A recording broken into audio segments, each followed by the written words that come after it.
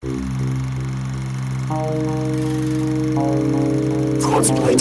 Podcast Network.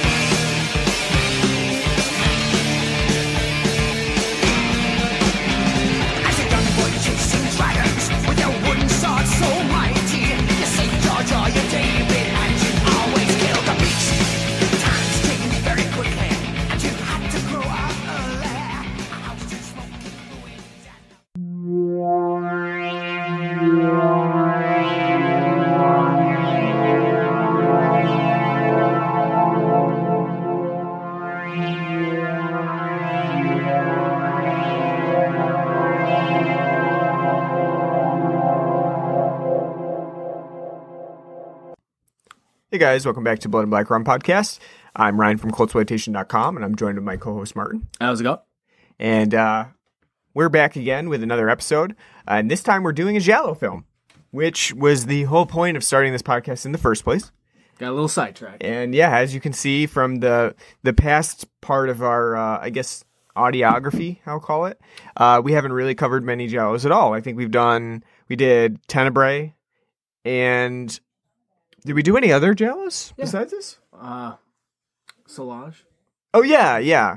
What have you done? Solange, and then, we've done a couple. We did a couple. Because we did another one after that, or before that, and keep drawing a blank. Yeah, we've done so many episodes now, I don't even remember. I think we've done at least 5, actually, giallo episodes. That's possible. I just, I'm drawing a blank on the ones that we've done right now.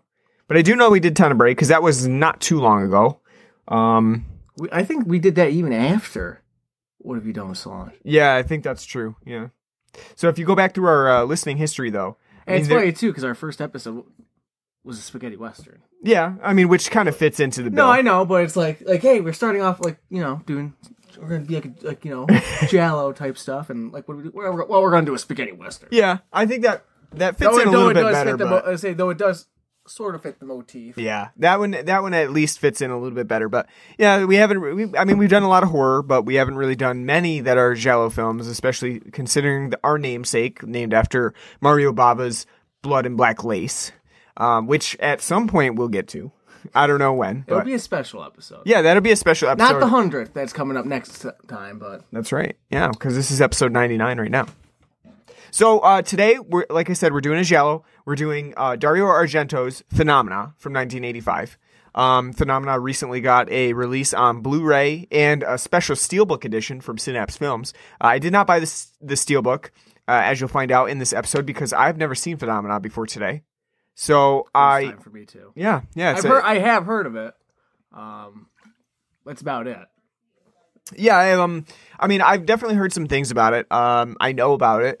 And I know that it is one of Dario Argento's popular films. Not as much as Suspiria or anything like that, but certainly up there. And surprisingly, I've just never seen it before. I don't know. I just never ventured out to see it. Part of his canon that I haven't bothered to watch. So that's why I didn't pick up the steelbook itself, because the steelbooks get expensive. I mean, I have the Suspiria steelbook now, which just came in the mail. And I also have their Tenebrae steelbook, but I do not have the Phenomena steelbook or their Popcorn steelbook. But I mean, because they get so expensive. But I did get Phenomena on Blu-ray because they released it in a standard edition, and they sent that for review. So I do still own it, just not the expansive version. But I mean, I think that Phenomena is a pretty crazy film. That's being generous. Yeah, I mean, for first watch, especially, really wasn't prepared.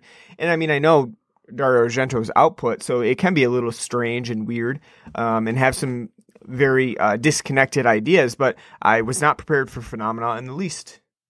It's definitely different from something like Tenebrae, which I feel like is more grounded in realism than, even though there are some fantastical elements to Tenebrae, and especially some of his other works like Inferno, I would say that this one is probably the least grounded that I know of. It's pretty out there. Yeah, I can really see how this film was not going to be successful in the United States. Yeah. And not only that, too, this is kind of like a film that I would say, like, if you're somebody who does like giallo films, and I'm a novice, that's kind of it's like kind of the whole point of this. Ryan was going to take me on this magical journey of getting me more experienced in some of these, different film genres that I'm not accustomed to, such as, giallos. But I do have, I do know more about film, so it's like I can get into it and appreciate, stuff that goes on, the ideas that they have. The thing is, though, if you're just like a layman, just like somebody who likes to watch films because it's something to fill time, whatever, and you like giallo films, I could not recommend this. And not only that, I think, and then we'll talk more about it, but I think the genre itself, especially in this film, is really kind of showing how kind of niche it is. Sure. Yeah, I mean... At least that's my opinion. Yeah, no, I agree. I mean, in this case, and particularly, you have this film that was definitely within the style of Argento's other works, but then a lot more out there in terms of the idea. And then you have it, like, you're going to market it to U.S. audiences. A lot of this in itself is just really difficult to market to U.S. audiences, not only because we're talking about a school in Switzerland that has like French and Danish and Italian people. German. That's right there. That loses a lot of your American people. It's like, wait, what? That's like 4 nationalities in one spot. That doesn't happen. Especially in the 80s. Yeah, exactly. Because in the U.S., you'd be like, well, we have English people and we have English people. And that's it. But this place has like 4 nationalities right there, and you do get a taste for that because it's probably why they cut out. So because as we talked about when we were watching the film, that the U.S. release did have quite a lot of cuts to it. They cut the film down from 2 hours to like an 80-minute. Yeah, it's like barely 90 minutes. Which I can understand why, because again, we'll talk about, I do think the film could use a little bit of editing magic. Sure. But at the same time, it's almost like, what the hell's left in the film then? Yeah, I mean, obviously, Phenomena is the regular title, and then the one that was released in the United States was called Creepers. Terrible name, too. Which, that's very... generic. Phenomena would like, at least, especially like the poster that was released, that looks great. If I was like just like a regular moviegoer and I was like, and I liked horror films and I saw that in my local theater, but maybe I'll go see that. That looks interesting. If it's just like a generic poster that's like Creepers on, I would say that even like Creepers itself just sounds, just too. It doesn't really showcase what this film is about at all, right? Because if I see the word Creepers, I'm thinking maybe like a monster movie or some sort of like Animals Gone Wild sort of thing, and it's not that at all. So I think right there you're setting your audience up for a letdown. Yeah, like at least going into it thinking like something totally different than what they're actually going to get. But you can see in the film itself why some of those cuts were necessary. There's one scene that in particular that's really noticeable where the camera pans over to a TV special that's set in, they're in Switzerland, obviously, so it's in native language, and you kind of just have to get the gist of the TV special from like what's shown on the screen, and I can just see that too, just not appealing to United States audiences, just being like, what the fuck is that? It's not in English, so I don't care about it. So just things like that, that are the kind of a language barrier or a cultural barrier, just wouldn't work as well.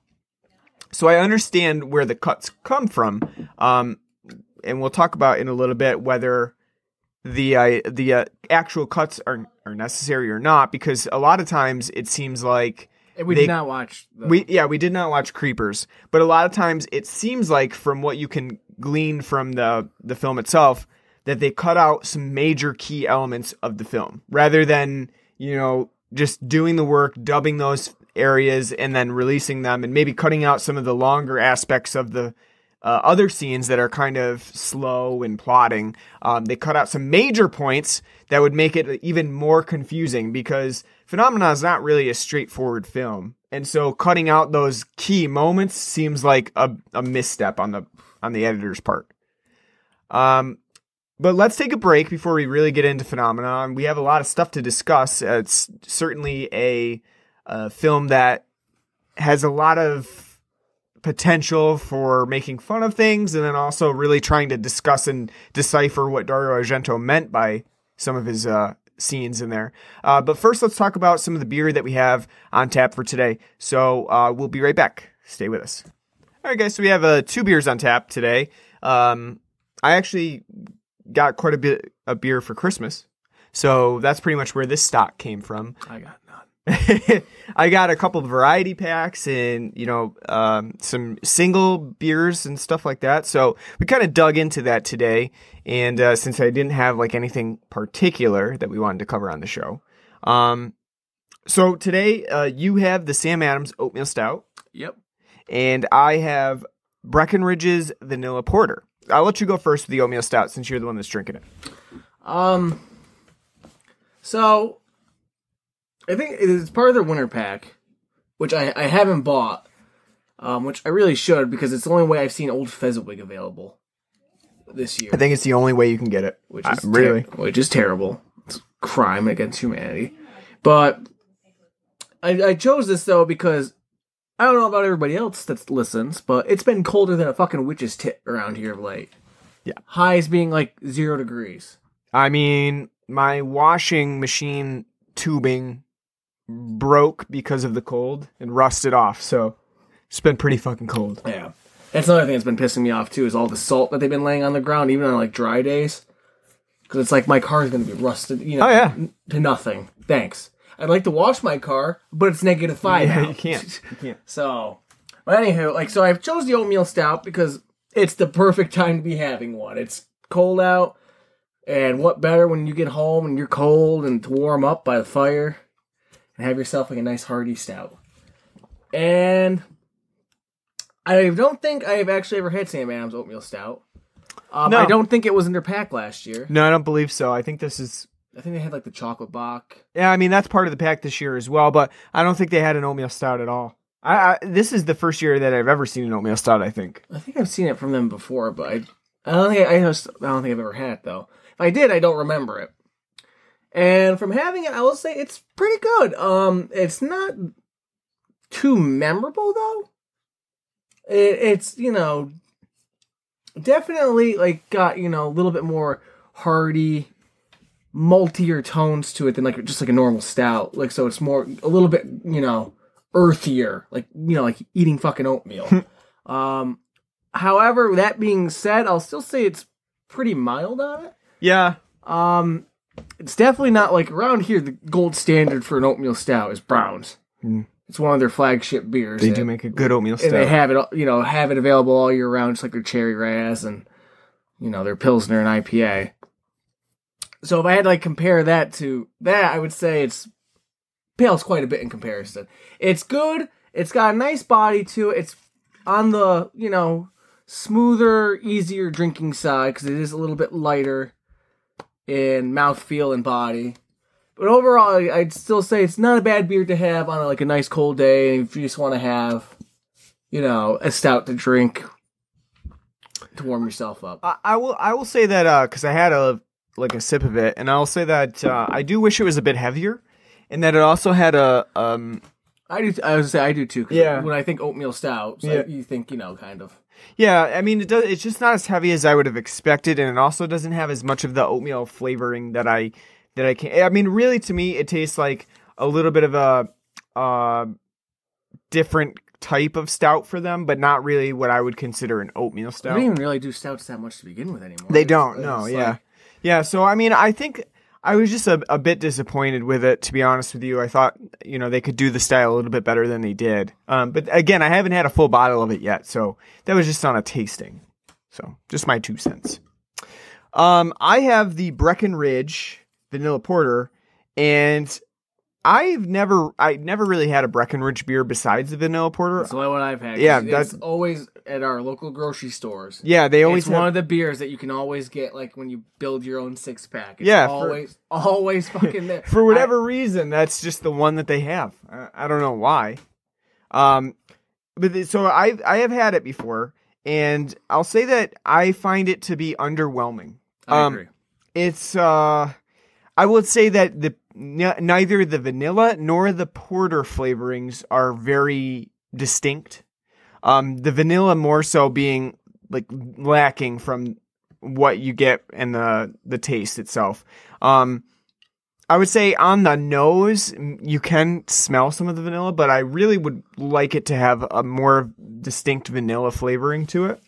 I think, because I have had that before too, I think because it is such a very like light porter, I think if you want to like add vanilla to like a stout or a porter, you gotta up the body itself of the porter or the stout to make that vanilla more welcome. Because if it's like a light porter with the light vanilla, it's like, okay, yeah, it's right. I think the contrast of like the heavy body of like a porter or a stout with the lighter flavoring tones of vanilla, that freshness would make for a much better beer. Because I think you're right, it is underwhelming. It's like, okay, I get a little bit of the vanilla, it's not that great, and then the porter itself is kind of below average too. It's very I would say I think they definitely need to make the porter more robust, because you're right. You don't want like an overwhelming amount of vanilla where that's all you can taste either.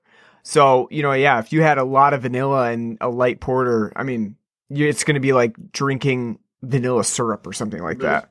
But I would say that neither of them in this beer right now are particularly noticeable. Vanilla on the tongue a little bit, but I think that the porter just needs to be heavier. I get what they're going for here. They're trying to make a light and drinkable porter. But in some senses, I don't really think that that sort of thing goes together. If you're buying a porter or a stout, I don't really think you're like, well, I want this stout and porter to be light. They kind of are at opposite contrast. So I don't know really what the market is for that sort of thing. So it's almost like they should call it porter light, because it is for like maybe some of those people who aren't sure about getting a porter. So they start out here. I mean, it's probably a good starter porter. But I would just say that it's fairly underwhelming for people who have had really good porters before. But other than that, I guess I would not recommend it, but I wouldn't go out of my way to get it either. And we don't have to, because it's readily available when you make a it's funny too, 6-pack. You can't find it in like 6 or 12 packs, but you can find it in the singles. I mean, you literally cannot find any other Breckinridge beer around here besides this in singles. It's so weird. I don't know if the Breckinridge people are just dropping off like an entire trailer truck full of singles and like, Margaret, I don't know, put them out. You know what I mean? It's really strange, but for whatever reason, they're only available in singles. I did have, apparently it's new, never really heard of it or seen it before, Sam Adams Sam's 76, which is a lager, and they're trying to market it as a lager in an ale style. And I would say that this is like as traditional of a lager as you're really going to get from Sam Adams. It still has a hoppy character to it, and if you have any of those beer drinkers who really only stick to the major brands like Budweiser and Coors, they're still going to say, it's a little hoppy, it's a little too bitter. I know my dad did. He's not one for hops whatsoever. He doesn't even like Coors because he thinks I'm sorry, not Coors. He doesn't like some of the other brewers like in that style, like Miller Lite, because he thinks they're too hoppy. Are you kidding me? No, and it's. I mean, it does. I mean, to be fair, Miller Lite definitely has the best taste out of like Coors Light and Bud Light by a fucking country mile, because you do get like, I do taste some malt and I do taste a little bit of hop. It's not like, it's like drinking pine salt. So I would say like the Sam 76 still isn't going to cater to that market. However, it's probably like going to be lightest non-light, because Sam Adams does make a Sam Adams light, which I've actually never had. No, neither have I. I do want to try it. The problem is I just can't bring myself to do it. Because again, like I like Heineken Light too. Heineken Light's a really good light beer. In fact, I like Heineken Light a lot more than I like regular Heineken. I think it just for some reason it's never as skunk. Like the problem with Heineken is not that it's a bad tasting beer. It's always that it comes out skunky most of the time when you buy it. I never had that problem with Heineken Light. So with like Sam Adams Light, it's like, do I really want to spend $18 on a fucking 12-pack of? Because as much as I love Boston Lager, I don't really go out and buy it that much because I can't bring myself to spend $18, on a 12-pack of beer that's only going to last me, a week or so. And therein lies the issue with a Sam Adams 76, because you're going to get into that same dilemma. Can I really justify spending at minimum like $14.99 and at maximum probably like $18.99 on a 12-pack of a lager style that's really not very it doesn't stand out from some of the other beers. I mean, it's a little bit better than your major macro breweries, but I just can't justify it, because if I wanted to go that route, if I wanted to get a light lager style, I would just go and get like a Miller Lite, because it's cheap, it does the job, and it quenches my thirst. So Sam 76 does that same thing, but just at a higher price point. And I don't know that I could justify doing that. So I think I think it's a good idea. I think that if they're going to market it like that, they need to market it at a price point that's more appropriate for a macro brewery. I mean, it seems almost too like maybe like it's something I get at a bar then. If I'm looking at a bar, like, because at a bar it's gonna be literally maybe just like $1 more than like. I think it was like. So then, like, yeah, it'd be like, oh, I'll get the Sam 76 then instead of like a Miller Lite. Right? Yeah, I had it at TGI Fridays. They did not have it on draft. It was only in can form, and I believe it was only like $4. So in that sense, you're right. If you get it at a bar, it's very inoffensive, and it's relatively cheap for what you're getting. So yeah, maybe that's the market itself, is like you're out and you don't really want to get a heavy or expensive microbrew, so instead you go for the Sam 76. So I could see that, I guess. Other than that, though, I've never seen it before, so that's why I had to try it at TGI Fridays, even though I was looking for it the other day too. I was going out to the one beer shop and I didn't see it out. So even though I generally at bars I tend to stick to draft, it was in a can, and I said, well, I guess I'll try it. I would give it a shot. Yeah, if it's in a can. And I don't know if it's like out and about on tap or anything like that right now. It's the only place I've seen it, so it's an interesting experience to say the least. In other news, dead of winter right now, everybody's releasing their fucking spring beers. Cold Snap was on tap at TGI Fridays. I've seen Saranac's spring pack. I've seen Harpoons. Yep, Harpoons was out. I saw that. Sam Adams. Oh, so fucking annoying. For sure. I'm not in the mood at all. Get back to me when it's March and like we're kind of sorting out when spring is gonna come. Because at the rate it's going right now, it may not be coming till the middle of May. Yeah, I feel like even now the spring pack's even earlier than it was. Yeah, like last year. Well, it's like every year. It's the same thing with like everything. I saw Harpoons before Christmas. This is ridiculous. Yeah, it's crazy. It has to be left over from last year, and they just shoved it on. Didn't the look shelf. like it. Shoved it on the shelf, like maybe somebody will buy it. Like, hey, Merry Christmas. Here's some Harpoons. Bring it. It didn't look like it, but. All right, what do you say we get into phenomena? Let's do it. I am excited to talk about it. It's going to be a fun talk. All right, let's try to break down the plot a little bit here. So we have it's out there. I mean, it's pretty hard to do. All right, so you have Jennifer, played by Jennifer Connelly, which is kind of surprising for an Italian film like this. But anyway, you have Jennifer Corvino, the daughter of a famous actor, Paul Corvino, who we never actually get to see. She's been sent off to a Swiss, actually they call it Swiss Transylvania. which is I've never heard that term before, but apparently it just means scary place in Switzerland that has some pretty crazy winds, but we'll get into that in a second. She's sent off to Switzerland to attend an all-girls school, and that all-girls school just happens to be the target of a killer who's been murdering women her age and stealing their bodies and taking them somewhere. They don't know where they are. Apparently, the cops aren't really doing much of anything. There is an inspector in this film, Inspector Geiger, but he doesn't do much of anything throughout. Well, because he's not played by John Saxon. That's true. That's true. John Saxon gets things done. Anybody else, they just kind of lollygag around. Incompetent. Yeah. John Saxon was on the case. This movie would be 10 minutes. That's open and shut. And I recently watched Black Christmas, and he's the one that gets shit done in Black Christmas. Everybody else is just kind of like, oh, there's a killer on the loose. Just imagine how long Black Christmas would have been if John Saxon. Yeah, I know. You'd be like, oh, okay. It'd be like a 10 episode mini series. Like, what do we do? I don't know. Like, what's going on? How strange. Yeah. So really, you're right. They need John Saxon. Unfortunately, John Saxon had already made his one Dario Argento appearance in Tenebrae. So that's it for him. He was like, no more Dario Argento after that. But I would say that like this film has a pretty poor inspector, and he doesn't get a lot of screen time.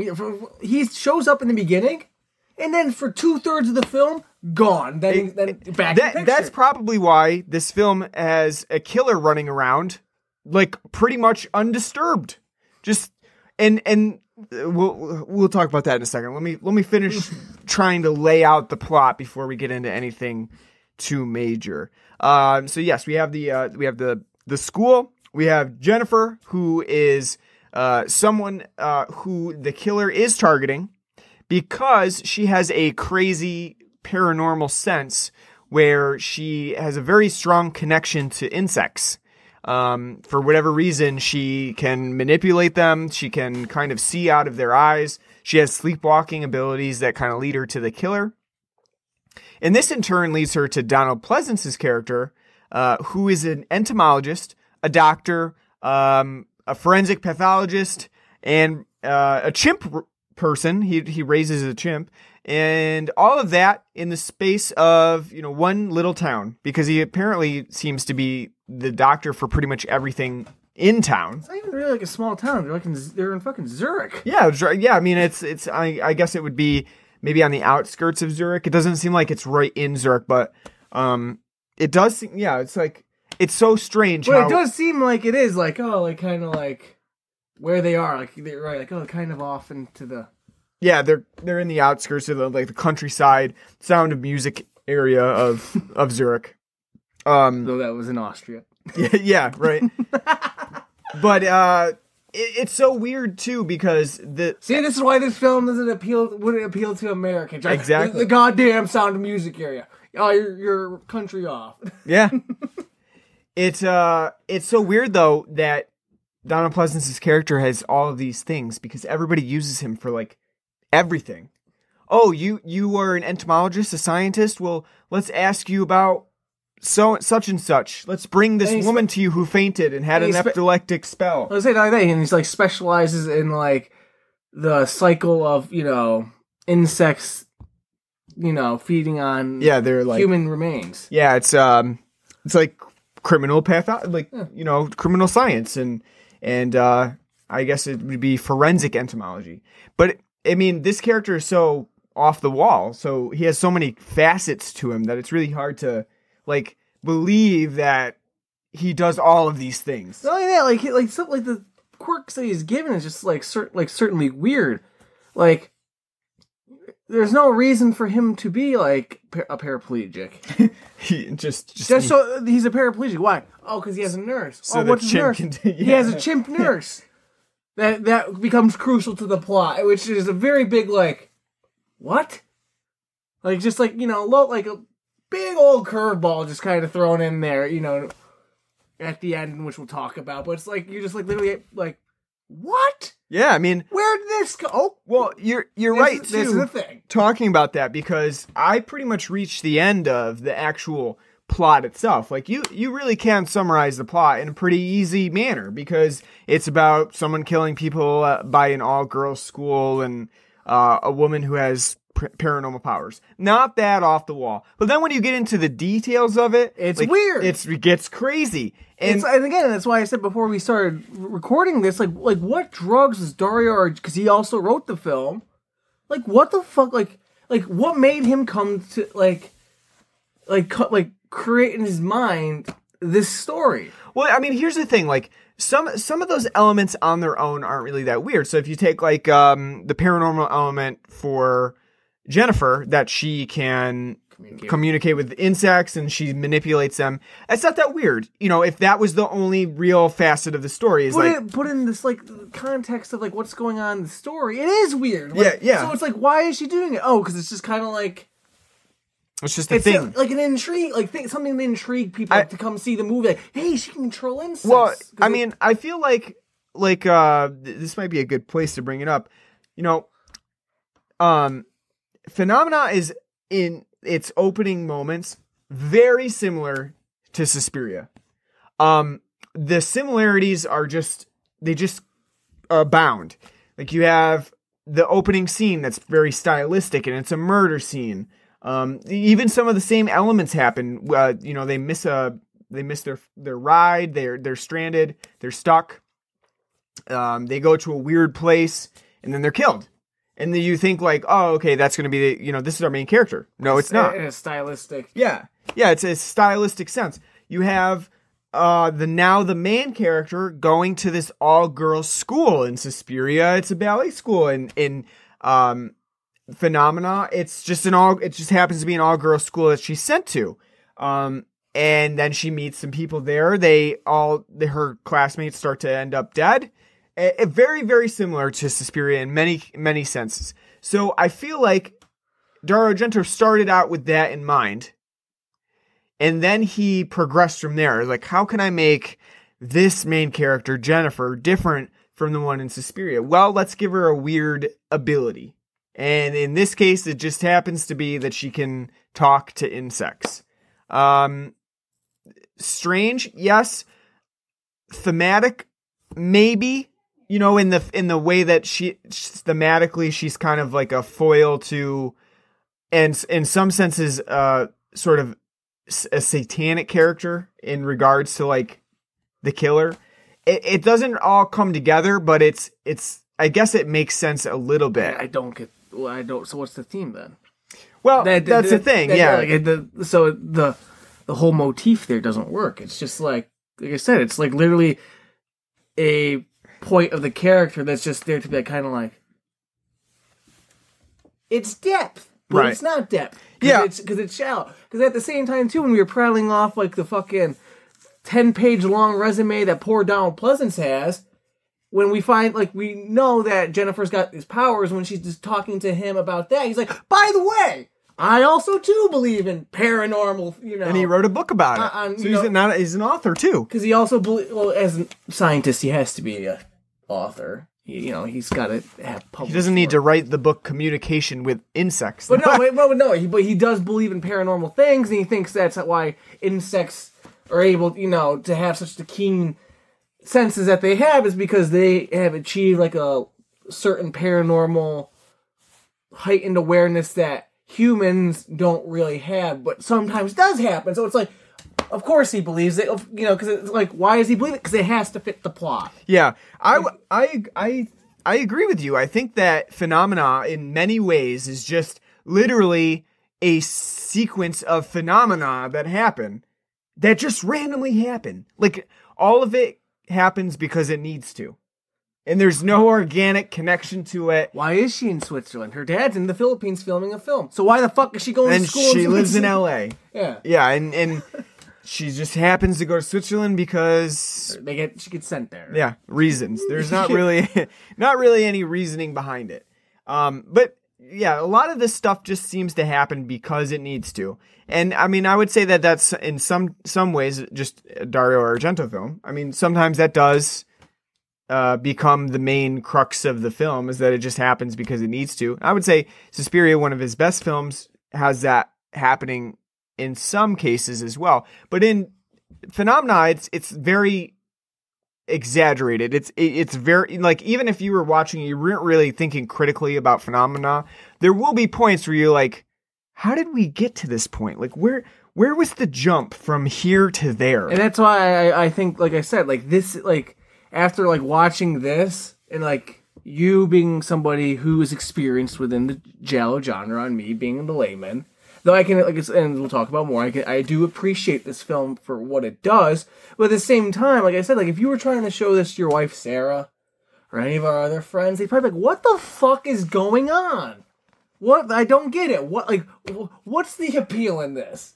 Yeah, I completely agree. I think for anybody you can see why this became something of a cult film, because I could see how this happens with people who see Phenomena. They see it, they're like, that was a really weird film. And they think on it a little bit more, and they're like, that was a really weird film. I gotta, like... And they watch it again, and they start to kind of pick it apart. No, that's what... So, like, even if you don't like it, and you're somebody who then watches the film and then kind of picks up on that... But again, like, that's a very, like... Especially nowadays, where people have very little tolerance for, like, things that are kind of outside the worldview and scope of, you know, their lives. I can see, like, especially now, somebody watching this, if it's not their kind of cup of tea, or like fit their kind of weird, you know, their sense, you know, their weirdness that they kind of accept, they'd be like, what the fuck am I watching? Because it's just like, I spent 2 hours, you know, like, and things just happen, you know. It's like, I would say, like, this is like a film that if you like film, this is something you may not like, but you can appreciate. Sure, yeah. I mean, I think a lot of Argento's films are like that. A lot of people are going to come out of them and be like, I didn't like that film. You know, I don't see the appeal. But the direction is pretty good. You know, and the color scheme is good, or the score. Or the Goblin score was kind of cool, or the some of the off-kilter camera shots were nice. I think you can not like the film, but then you can also appreciate what it does and its inspirations and subsequent inspirational tone for other films. But let's talk a little bit about, like, the whole bug aspect to this film. Is it really necessary for Phenomena to have a whole bug aspect? Does it really tie into the plot whatsoever? I mean, I don't think so. I think it would have been fine if Jennifer was just a normal girl. Yeah, just someone who just happened to stumble on these murders. Because at the same time, then, though I get what you're saying, where, like, her, you know, telepathic ability with insects fits the whole idea of, like, these, you know, acts of phenomena happening. But even if you take that out, it's still these weird, strange, phenomenal events happening around her. So it still fits, you know, that theme and motif. You're just taking that one element out that was kind of just put there because it comes across as, you know, it's put there for the sake of being there. I think what would have been better, or not better, but would have made more sense is cut out all of the actual, like, psychedelic and psychopathic connections with bugs, and just have Donald Pleasance's character as an entomologist, as a very literal entomologist who is like, yep, I see these maggots are a special type of maggot, and then we can link them to the crime scene and then find it from there. Which okay, so maybe that's why. Okay, so the reason that she has that is because the whole theme with, especially with the deaths and the decaying bodies, is that Argento does put great detail into showing the decaying bodies, the maggots, you know, feeding off the bodies and watching the bodies fester. And so I get that aspect of maybe that's how they're connecting it, but at the same time, I don't think you need that. I think that whole effect of that extra detail of showing, like, you know, of these bodies decaying and the cycle of what happens when bodies are decaying and the insects that feed off those bodies, it's very interesting. It's cool.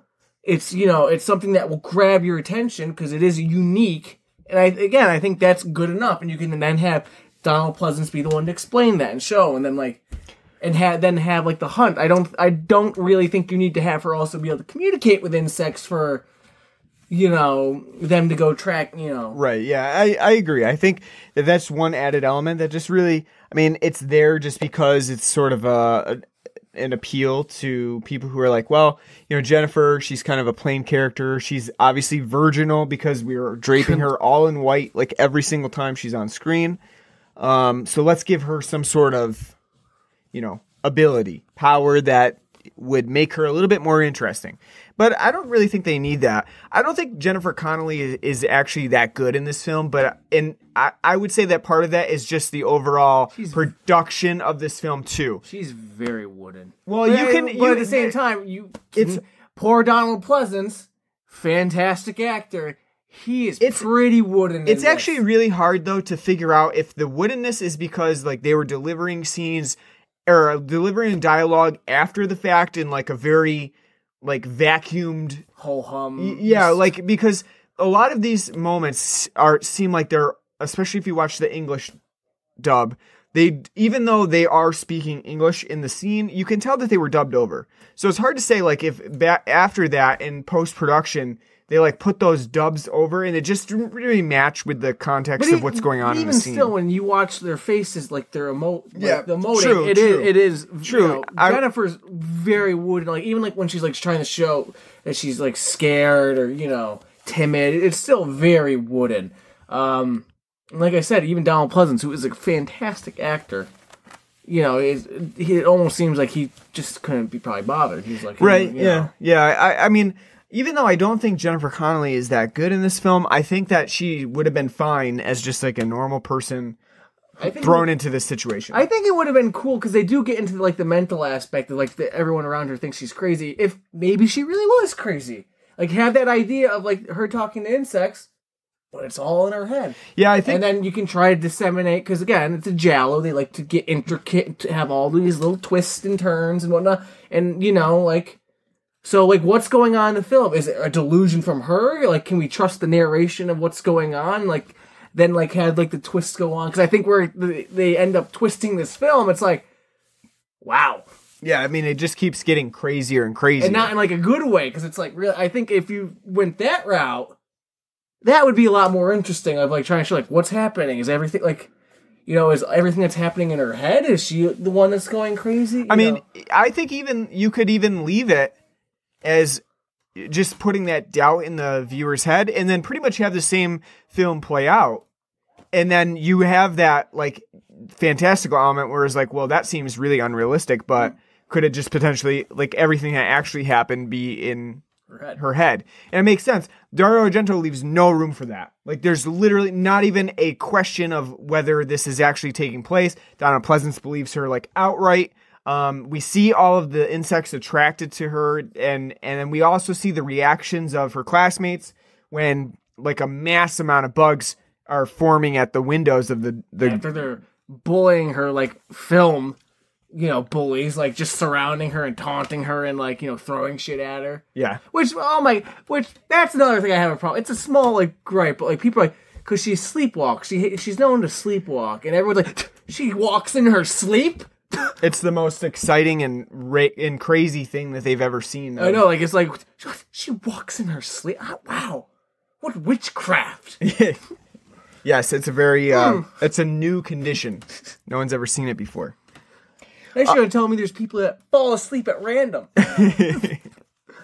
I think we haven't talked about some of the other craziness of this film besides the bugs, because the bugs are a big aspect of it, but the other aspect is just involving this monkey, this chimpanzee, in the entire plot. It's, I guess it's okay in the beginning of the film because you're like, okay, well, it's a little strange, but, Donald Pleasance has this nurse monkey and he's kind of trained him to take care of him. He's a scientist after all. Maybe it's just like another part of his studies that he trains chimps how to do things and take care of humans. But then as the film goes forward, the chimp actually becomes more of a main character. I mean, and then he just, I guess it's a she, right? Yeah. She disappears and reappears at very key moments.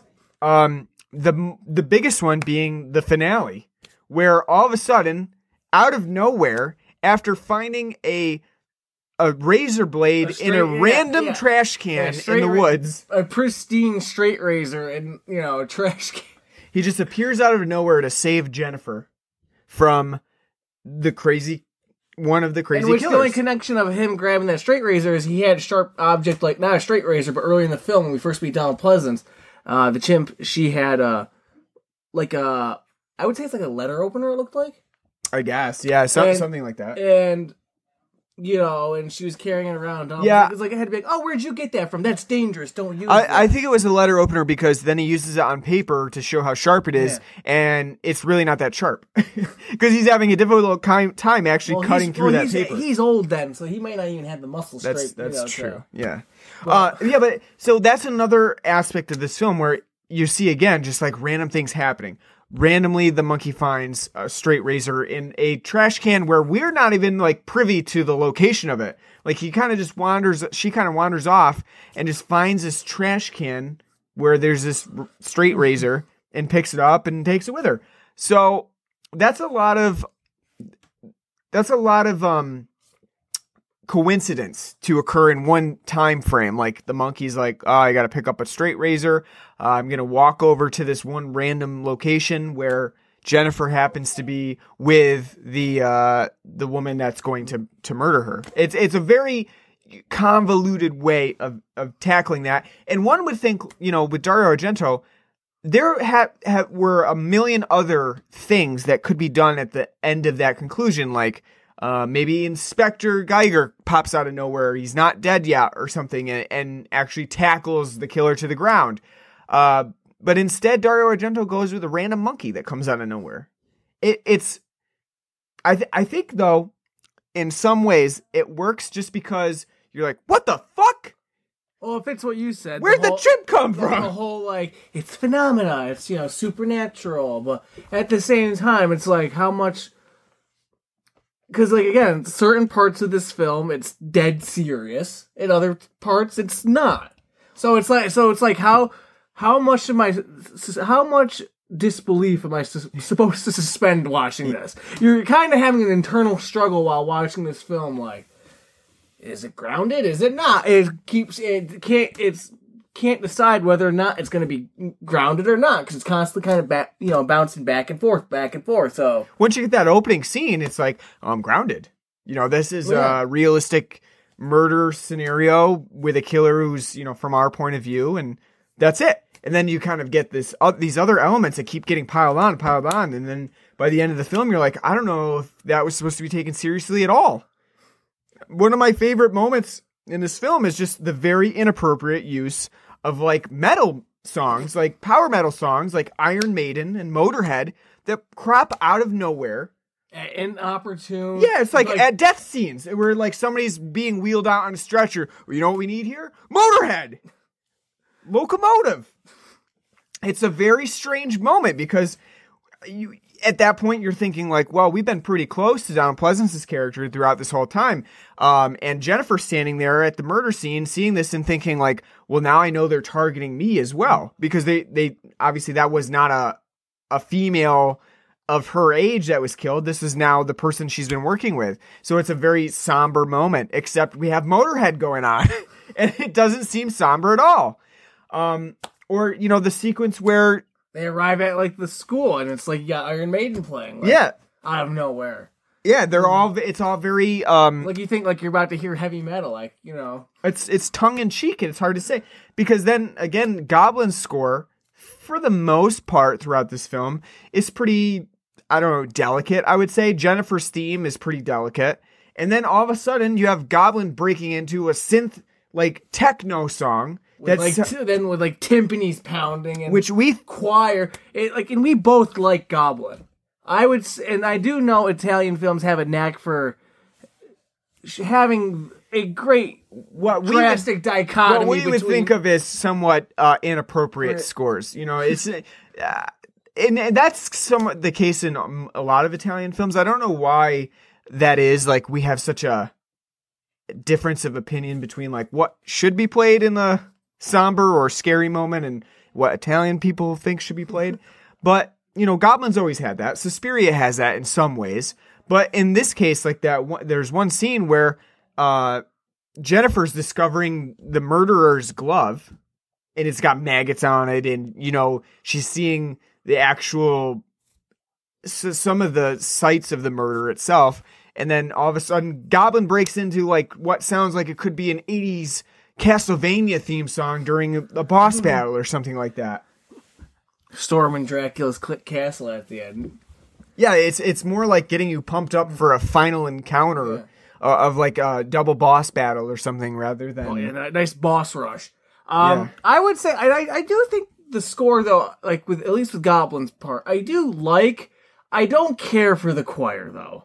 That's constantly... I think, like, especially because a lot of the time, the choir that's being played with the music is inappropriate. It's like, it doesn't fit, like, what's going on. It's like, okay, I like the music you're doing, Goblin, but did you really have to add, like, that, you know, choir to it? Inferno has a similar operatic sort of... Like, I would be fine with, like, choir elements into the soundtrack if they fit, you know, with what was going on and didn't have, like you said, like a Castlevania boss rush song going on in the background to accompany. It doesn't fit. It's really awkward, and it does come off as kind of jarring, and, like, it does take you kind of out of it. It's like, because that should be a really tense moment when because they do a lot of building up and the way they shoot, showing her hand going through the bush to the glove, and, like, a close up of the glove, and, like, slowly, you know, it's very, like, a tense, slow plotting scene, but it doesn't feel like that because you have, you know, fucking timpanis banging and, you know, a Moog synthesizer going, like, off the rails during that. Yeah, and I think, again, like, we could probably talk about this now. We talked a little bit about the 2-hour runtime of this film, and as you mentioned in that scene, you do have a difference between, like, what the sound is implementing for how you're supposed to feel, and then how Dario Argento shoots the scene, which is very, very, very slow. Like, very, you know, glacial almost in the way Jennifer moves. She's moving through the bush. She's reaching through the bush. She picks up a glove. She examines the glove. There's maggots in the glove. She examines the glove. It's very slow. And in many scenes, there is that sort of slowness that slows phenomena down to a crawl. Often, you know, it's so extended that like it just... In scenes like that, it does work, but no, you're right. It's like, good God, like in some scenes, like kind of pick it up. I mean, there's one scene where Jennifer's trying to pick up a phone through, like, the... like it's in an upper window on a door. It's not something that we have, like, commonly anymore, but it's like a classic upper window above the door. She breaks the window out. There's a phone on the opposite side, which her captor has conveniently plugged back into the wall so that it can be used and to make sure she doesn't miss any phone calls. And she's trying to pick up this phone with a stick. And you think she's almost got it. It's like, it's been like 2 minutes of watching her try to pick up this phone with power metal playing in the background. And then she drops it. And you're like, fuck, just pick up the goddamn phone because I'm done with this right now. It's like State Farm commercial with, like, the other insurance. Like, I got $1 for you. Like, what? Nope. That's what that scene is like. It's like, oh my God. Like, yeah, it's not even tense in that moment, though. You're just like, come on, just get the phone. I want to get going with this, you know? The stuff, I want to see stuff happen. I don't want to see her fiddling around with a phone again. It's another thing, too. When she finally finds, like, where one of the killer's hideouts, there's still fucking 40 plus minutes to go in the film. Yeah, well, that's why I asked, because I mean it's her old home. Yeah. It's the killer's old home, but it's like, okay, so like we're onto something, like that's you know. And we're still 40 fucking minutes away from the climax. And I think the only reason, like, you asked at that point, because it seems like we're coming to some sort of organic climax. It's like, okay, we've done the detective work. We know about the entomologist and the fly and how, you know, Jennifer can follow a fly. So it seems like we're coming to the end of this chase. The chase sequence of figuring out who the killer is. And then nope. Not even close, actually. And again, that's partially because of the lack of the Inspector Geiger, who's only used in specific scenarios, makes him look very shady throughout the whole thing, and eventually becomes like sort of a red herring. But that's another part of this film being really paced awkwardly, because you expect that the end is coming and the end is not even close. And that the climax is literally like the last 4 minutes of the film. Right. And I would say it goes totally off the rails. Like, they watch Friday the 13th and they're like, we gotta have something kind of like that. Well, I think the bigger issue is that Dario Argento leaves a lot of loose ends. And those loose ends are really not that important.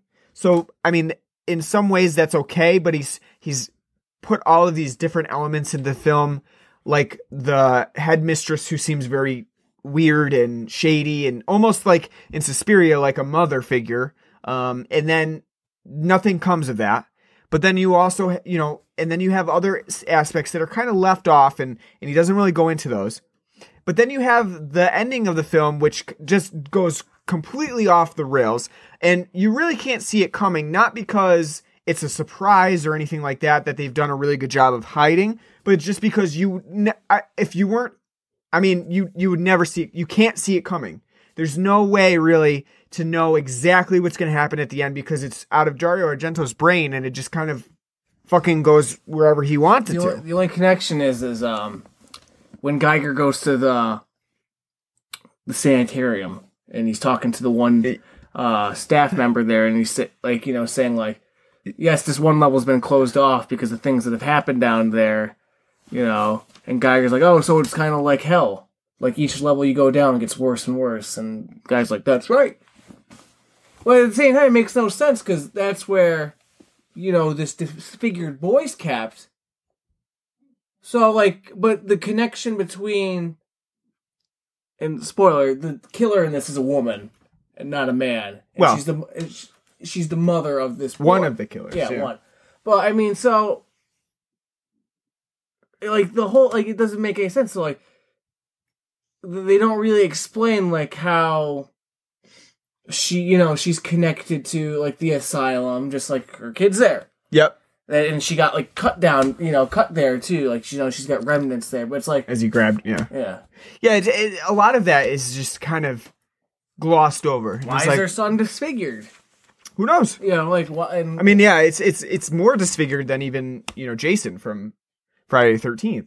Because this is not just like a natural, human disfigurement or like a mutation or something like that. It's a very paranormal, supernatural disfigurement, and it's not really explained.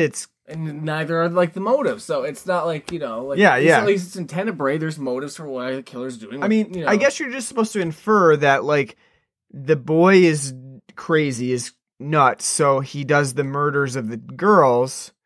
And then you have the mom who kind of allows it and is sort of... Because she loves her son. Right. She's kind of accepting it, and she wants to protect him in any way possible. So then she commits the murders to stop anybody from figuring out, her son's involvement. But it's just not very well connected. And like I said, you don't know about the mutated child at all until the last 4 minutes. Yeah. So you would have no idea. There's no way to see it coming. Which, by the way, Jennifer's such a bitch. And that scene's unintentional. Right. What if she approaches the mutated boy, she can't see him because he's standing in the corner, he's crying. She's trying to say how bad his mom is, but she'll protect him. He turns around and he's mutated, and she just fucking screams and runs away. Yeah, of course that's probably how everybody's been treating him. So he's like, well, I've got to murder this girl now. Because we see in her house that all the mirrors are covered, and she says, I cover my mirrors because my son doesn't want to look at himself. And so that's why all the mirrors are covered. And she's like, you don't have to be afraid of mirrors anymore. And then she turns the kid around. She's like, oh my God, you are. Basically. Yeah, he's so hideous. She runs and screams. And... It's like, well, Jennifer, we all can't be pretty like you, So no wonder he wants to kill her. Yeah. It's that was a very rude way to meeting. I don't go up to somebody and be like, well, you're pretty ugly. Yeah, oh God, you're so you're so ugly. I don't think I can talk to you. Yeah. It hurts to look at you. So now Jennifer knows what it's like. She knows what it's like to be bullied. Yeah, no, It's not a very nice thing to do. not a good anti-bullying message too, because again, like, and the reason she's getting bullied is like the stupidest thing in the world. It's originally because she sleepwalks. Everyone's like, what a bitch. She's so stuck up. I know, she sleepwalks. She walks in her sleep. What a cunt. You know, and then when, you know, she also starts talking about how she can talk to bugs, and then they start making fun of her for that too. But I mean, it's like, you wouldn't even gotten to that point if people weren't making fun of her for sleepwalking. Yeah, being very common... Being a sleepwalker is grounds for bullying. Stone her to death. So we haven't talked about some of our favorite parts yet. My favorite part, I think, and somebody else had said this previously, but the chimp is actually a pretty empathic character. I think she's pretty good. I am very surprised that a film of this ilk had a well-trained chimp. And not only the chimp, but the bugs as well. Like, the fly itself is pretty, when it's not like, obviously some of those things are just kind of in there and they CGI'd it, or well, not, it wouldn't be CGI, but it would be some sort of like graphic that they put in there for the fly. But when it's actually crawling on Jennifer, I was impressed. They have a fly trainer there to keep it on Jennifer. But so I think the animal things are actually pretty good in this film. I do like the death chamber, essentially, is what like prison room with the with Inspector Geiger chained up and the pit of decaying, rotting, festering bodies. Yeah, it's almost like that looked really cool. It's like Poltergeist, and you know, in some ways, it might have been inspired by Poltergeist, but then they grunged it up even more. With the maggots in there too. Like, just by looking at that, I could imagine how putrid that would smell. Oh yeah, like I would probably sit in a shower, like in like the fetal position for like a week, like, rocking back. You fell in there, like it just won't go away. It just won't go away. I want to die. This is, and surprisingly, Jennifer takes all that really well. Maggots crawling on dead bodies. She's fine with it. No, yeah, too. That's one Geiger's shining moment too, because he's chained up to the wall and he's trying to get to the killer, who's just sitting there laughing maniacally. You know, like a stereotypical Rocky and Bullwinkle, villain. Like and it's really cool to see him to get uncuffed. He dislocates his own wrist. He breaks it and and he breaks his thumb to slide the handcuff off, and then starts beating the shit out of her. But I don't know. So what happened to him? We don't know. Apparently she got the best of him and made it out. Which doesn't make sense though. Like, what could she have done? Like, he was on top of her, literally smashing her head in. Yeah, I'm not sure. Then he just all right, yeah, her face looks pretty, And then he left. He just I don't know. I'm sorry, I'm out of here. She just got up and he left. Another one of my favorite moments is anytime Morris is in the film. Morris is like Paul Corvino's lawyer assistant guy. He just kind of does whatever Paul Corvino tells him. And he shows up at the last fucking 5 minutes of the film. We hear him get, talk to, Jennifer talk to him on the phone sometimes, but you don't hear him because it's literally like, what? You really mean that? I need it now. You only get to hear, you get to hear the conversation, but not really him talking. But then when he's in, we were talking about this in the film, he gets shit done. This man is on a mission. He will not be deterred. Even at the airport as he's getting off, the guy asked him, would you like a map? He's like, no. He's like, I'm way too fucking busy for this, and I know the area well. He's I know the area. I'm good. He's like, just boom, boom, boom, He's booking it. He must have, because, he got from the airport to one of the houses to the school to the, able to track her down. Yeah, he's got a gun loaded. This man is better than Inspector Geiger at this tracking of people. And he's done it before. Yeah, he's a lawyer. He just got back from Passover, and he, Yes, yeah, it treats Passover as a major holiday for United States. He is Jewish. No, but it's a major holiday here. Yeah, for United States, because she's on the phone and she's like, "Well, what holiday?" Oh, it's Passover. Oh, Passover. Yeah, no, it's not a major holiday around here. you're Jewish, it is. If you're Jewish, it is. Well, no, but for most, most people. No, I think you read that wrong because she was like, "What Passover?" Like she didn't, like she never met a Jewish person in her life before. Maybe. That's what I'm like. That's what it came. I'm like, yeah, because they did give him like they did give him like a very stereotypical like Jewish name. It was like Morris, like what his last name was really like stereotypical. I don't even know. I don't know. I can't remember what it was. I don't know if did they actually? Oh yeah, Shapiro, Morris Shapiro. Yeah. Yep. So it's, but yeah, when she calls him, she's like, "What do you mean you're on holiday for the next 3 days? What holiday is it? Passover?"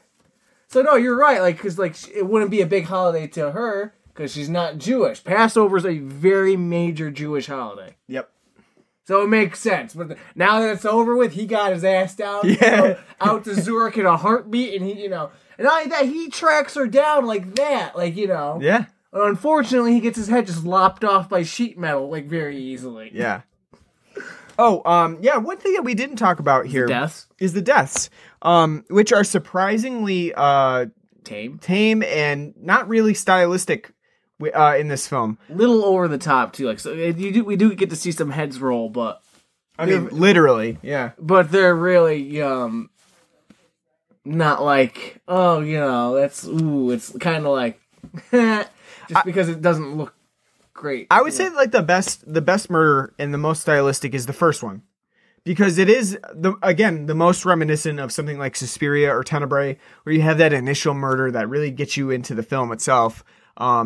And in that sense, it's brutal. It does have some style to it, because you have the woman who's actually, I believe, played by one of Argento's daughters, Fiore Argento, and she's walking along through by the house.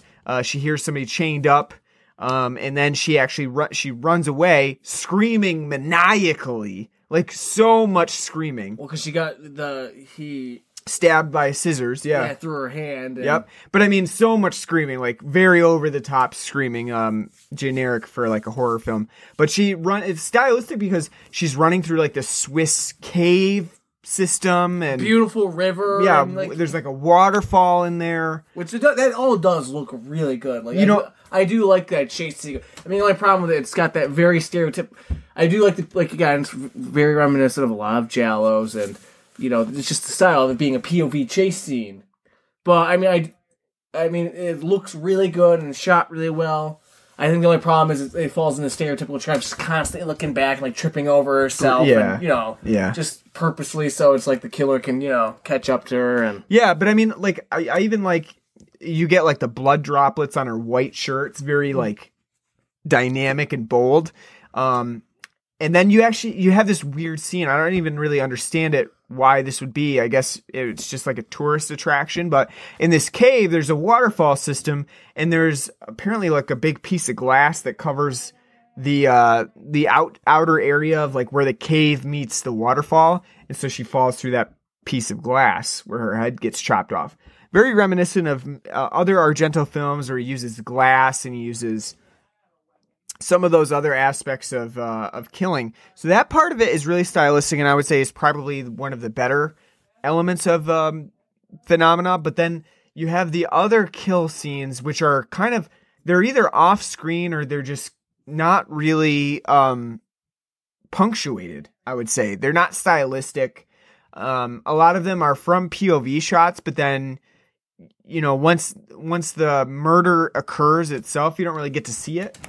So it's kind of a mixed bag with Phenomena. I would say I was surprised that it wasn't more stylistic, because the rest of the film is very crazy. So you would assume that the kill scenes would be as crazy or as weird as the rest of the film is, and they're really not. It does have some interesting shots though. Like one that really in particular sticks out to me is when she's first sleepwalking and you see her eyes kind of flash, and it shows the hallway with the black doors, and just the way kind of slow, it zooms in fast down the hallway, but the hallway itself gets narrower and narrower. And, yeah. which I believe connects to like the asylum. Yeah, it does look a lot like the asylum in that. Like the asylum actually looks like a big skate park because it has like these weird sloped walls that looks like you can just like keep doing, skate down the entire hallway on. And they're really long and like skate, like But I do. That's a shot that really sticks out to me. I really like that. And the other one that was interesting is kind of the overhead shot of Inspector Geiger and Donald Pleasance's character when they're in his lab. Yeah, it's kind of like an overview of this whole area. He's got all these insects all around, and it's an interesting because he also has this head that he's been like observing as it gets maggots on it on his desk. So it's kind of a interesting shot from overhead that Dario Argento uses to kind of a wide angle the scope of the situation. But I would say that stylistically, this is not one of Dario Argento's better works in that sense. If you're looking for something like very colorful or bloody, or so I would say like Suspiria has the color for sure, and some of the stylistic deaths as well. Tenebrae has the beautiful kind of sexiness to death, because a lot of those deaths are very elaborate and sometimes like I call them sexy. Like death is never sexy, but he does try to, make them sort beautiful, of beautiful in their own way. And artful. Yeah. Which I would agree. I would say also to that point too is Tenebrae also has a really well-rounded story where the twists and turns make sense, and the fact because it is grounded, it all fits together. Yeah, and even I would say in some ways like Inferno 2 has some of those like stylistic elements, but I would say that Phenomena is really lacking in that in either color or style, and even the substance of the plot is not as good as some of those other films. Speaking of those other films, though, I'm really surprised that this in some way isn't part of like the Mother trilogy, because it seems like it could be. Dario Argento, obviously, he did his Mother trilogy with Suspiria, Inferno, and Mother of Tears, which didn't come out until 2007. But I would say like a lot of these elements in Phenomena really match up with what he did in the other Mother films. You have your main character who goes to like the school that's led by a mother figure, a headmistress figure, and even like whoever who turns out to be the killer. She's also sort of like this mother figure. You could have easily wrapped it into the Mother trilogy. So I guess it's just the similarity in the themes that Dario Argento uses in his films, but I found it to be very close to some of his other, the Mother trilogy. But like I would say that Phenomena is probably my least favorite film that I've seen of Dario Argento's so far. I do in some ways like how crazy and outlandish and off the wall it is, but at the same time, I think I prefer some of his other films that are better grounded and more stylistic. But let's give this a rating. From a score of out of 10, what do we want to do? Out of 10 chimpanzees, what would you give Phenomena? I'll give it a 6. Despite kind of more griping about this film and kind of asking what the fuck, than kind of praising it, I still do see its value. Do I think it's very entertaining? Not really, because it is really a slog. And it does move at a very glacial pace. And I do think a lot of the elements that are included in the story are overly complicated, convoluted, unnecessary, and totally muddle the viewing experience. However, I do think there are good ideas in this film. I do think there are certain things that are done well in the film. Like, I do think that, though I haven't seen the other Argento films that you mentioned outside of Tenebrae, but I do think the cinematography is good. I do think it's well shot. I do think the direction is there when it comes to that aspect. However, I think it's a film that I would, like I said in the opening, I don't think I could recommend to people. Though I did enjoy it for what it is, even though it's a slog. The acting's wooden and things kind of, again, are very hard to suspend your disbelief on. It's definitely not anywhere near the worst film I've ever seen. So I do think, it's good. I would recommend it to giallo fans, but most people who watch giallos have probably seen this film. So, other than that, I wouldn't be able to recommend this film to people who aren't really into giallo or filmmaking itself. Yeah, I mean, I would probably go, I think maybe I would go with a 6.5. I think that there are some elements to this that just make it kind of fun. However, that fun aspect is tempered by the fact that it is just a really slow film. So I think there was definitely a necessity to edit this film down, especially for United States audiences. However, I think probably going with the Creepers cut was way too edited. Which we haven't seen, but again, if it's that as truncated in runtime as it is, only like 88 minutes. Yeah, I mean, I can kind of assume where they cut some of the things down, especially when you watch the English version and you see some of the undubbed Italian parts of the film where it seems like they cut that out from Creepers. I think that's probably too edited, but then again, I think you probably could have gotten away with like an hour and 45 probably would have been sufficient for this film, because there are some elements that really need to be addressed, and then there are others that Dario Argento never even gets to in this 2-hour cut. So, and I think there was actually an edited version that was a couple minutes shorter than this one as well. Even I think it cuts out like 1 or 2 scenes. So I think like even that would have been a little bit better, but it does seem like a slog at times, and I think there's just too many elements going on and too much that Dario Argento just never gets to, or that he leaves hanging. And again, one of the biggest things is the motive for the killers. There's really not one. So you're kind of left trying to guess at what the entire motive was, besides, why people would kill Donald Pleasance's character and Jennifer Connelly's character, because they are obviously trying to lead the cops to the killer. This is not Dario Argento's most stylistic. It's not his most violent or beautiful.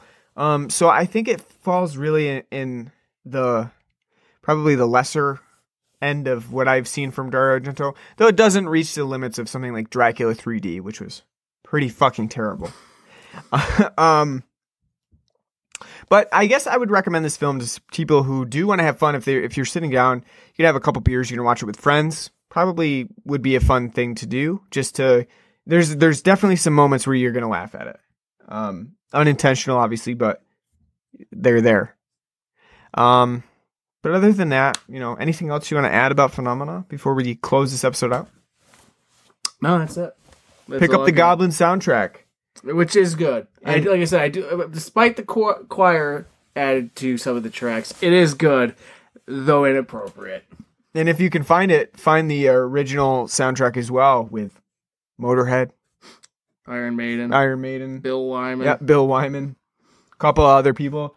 Definitely an interesting addition to the film's soundtrack, for sure. All right, thank you for listening to our finally giallo-related episode of Blood and Black Rum podcast. Next week is our 100th episode. Is it next week, or we're 2 weeks now? Actually, 2 weeks now. Yeah, we're 2 weeks from today.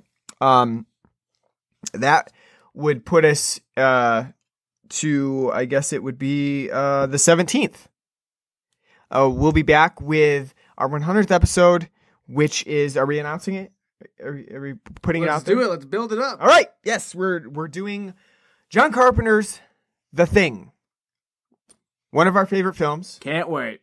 We haven't done it and we've always wanted to. This will not be a film commentary, an audio commentary. We're not going to do that.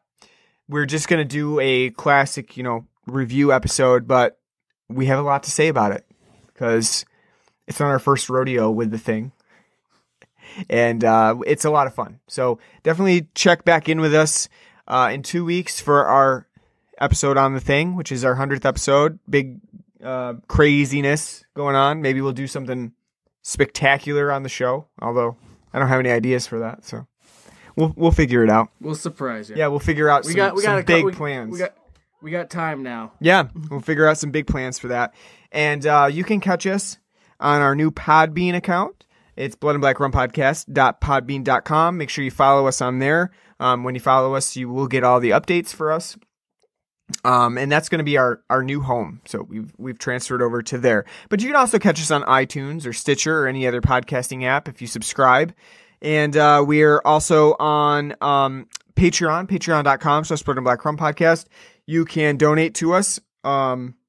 Any donation helps, and you also get some cool stuff if you donate in the higher ranges, so definitely think about that. Our Podbean account also has a patron page, so you can check that out as well. We're on Facebook, facebook.com/bloodandblackrumpodcast. We're also on Twitter @bloodandblackrum.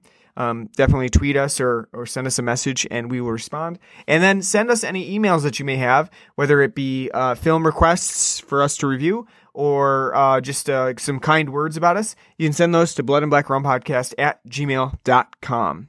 Thank you for listening. We'll be back next week with our big 100th episode on the thing. And until then, stay tuned. Take care.